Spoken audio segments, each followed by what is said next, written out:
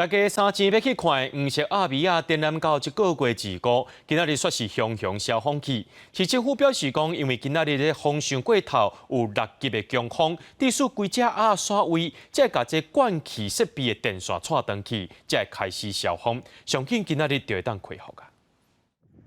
伊滚滚的黄色阿米亚大面积消风，面含身体拢冒落去，伫海面顶悬海来海去，互观光客惊一个。还没有看到呢，看到漏气了。政府讲，这是因为现场的瞬间风力超过6级，黄色阿米亚搁伫出海口直接受风，互定的违规的煞气影响到阿米亚的电力装置，高风机无法度充气，赶紧派人检修，尾暗嘛会当恢复。林雅地区还有盐城地区一度的风力高达6级，也是接近所谓的轻度台风的等级。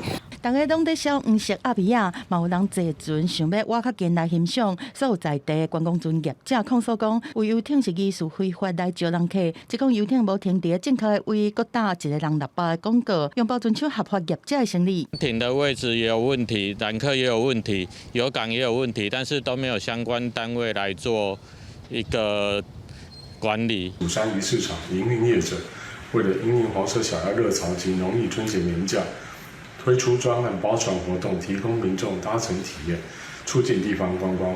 高山鱼市场的营运团队回应讲，一切拢合法，只有保存载客无卖准票。市府是强调讲，展览期间用专案包船推广高雄观光是符合即卖的法规。主管机关交通部航港局嘛开始调查，看敢有违规的行为。记者综合报道。